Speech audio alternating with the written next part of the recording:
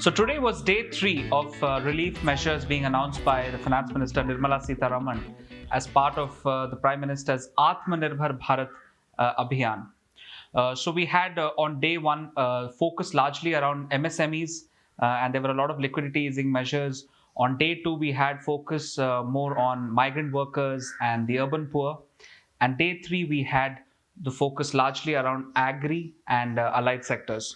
So we're going to talk about how's it been so far with R. Jagannathan. Jaggi, could you sum up what we've been getting for the last 3 days?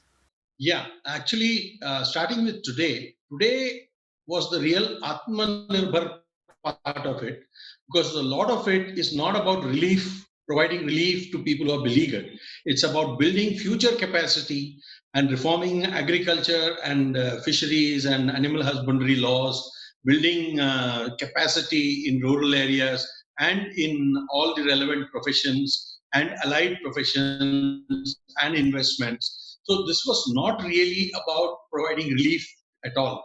It is about building capabilities among the people, creating jobs, creating the support infrastructure, the supply chains, the investments that need to go into it, the branding, marketing, and other supports. This is what is so important. So, in fact, today, in a sense, is the real Atmanirbharta bit of it. The first two were about providing relief. The first one, as you know, was about providing relief to beleaguered micro, small, and medium enterprises, power discoms, employees, employers, those kind of things, EPFO, all those things were done. Yesterday was about migrant laborers, street vendors, and various guys. Today was largely about the farm and allied industries. It's about building fundamental capacity shifts. Most important, today is a big day for reforms in the agriculture sector.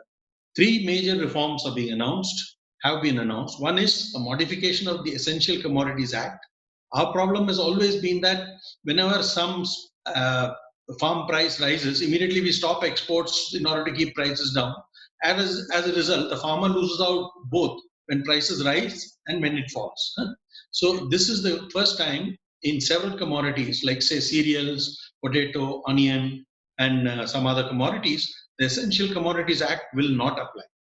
Second, more important is that for the first time, the center is trying to find a way around the APMC and Mandi Acts, which forces farmers to sell their produce to at specific mandis where the farmer, when he comes with his produce, suddenly finds that hundreds of other farmers are there and his prices crash.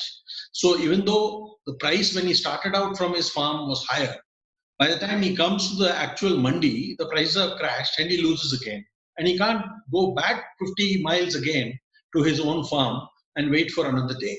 So this is what is being done. Now he can sell the thing in advance. That is what through the e-trading process, and that can be done in advance. And the interstate barriers are also being this thing. So a third thing is related to that. They are trying to create the infrastructure and a legal framework where a farmer can sell to various aggregators, retailers, or food processors in advance. They can then negotiate the price in advance, and the farmer doesn't suffer just because at the last minute he has to select the money. So today is a great day for farm reforms, and hopefully the states will also take the cue from this.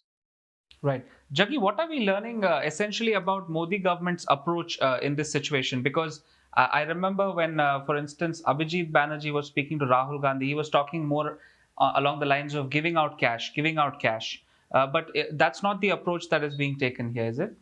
Absolutely. Modi has been extremely consistent on one front. He believes in that story that if you feed a man a fish a day, he will eat for a day. If you teach him fishing, he will feed himself for a lifetime. So all of Modi's initiatives are about empowerment and not entitlement.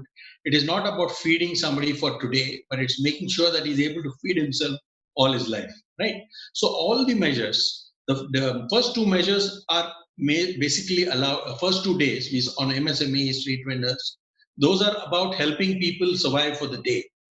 But the kind of things that are announced today, and also some that were announced the previous day too, it is about making sure that people are empowered enough to be able to lift themselves out of poverty, to enable themselves to fend for themselves. And which is why I think the left wing critics have been very harsh on him, saying, where's the money, where's the money, where's the money? The problem really is that you can keep giving the money, but somebody has to first produce that money. There has to be enough economic activity where the tax revenues and other things get generated before you can give anybody money. So the government has been extremely smart, it has been fiscally prudent, and yet it is building long-term capacity for the economy and especially the weakest sections. While the physical and financial infrastructures are still weak for the delivery of these loans and other things in order to build it, but it is being built. I mean, whether it was through Mudra loans or Kisan cards or whatever it is, all this is now being built and it continues to be built. And I think it's finally beginning to happen. It's all falling into place during this COVID crisis. Right. Jaggi, finally, will there be a need to address demand side issues later on? Yeah, I think we have had 3 rounds of relief and revival and reform messages. I think I suspect that there will be 2 more rounds, some that will deal with issues relating to sectors that are in deep pain, like, for example, tourism, airlines, whatever it is. The second could be involving putting money in people's pockets in a slightly more balanced fashion, but it might get spread out. You're not going to suddenly find lots of money with people and things like that. I think 2 more measures. I think this government, if you understand how it works, it likes to think that it is doing nothing, and then just when you've given up hope, it comes back and says, okay, here it is, we've done the big thing. Just like Modi suddenly, when he was talking about general thing, suddenly he said 20 lakh crore package, right? So I think they probably kept the best for the last, and that might happen, I think, in the first half of next week. Great. Jaggi, thank you so much. Thank you.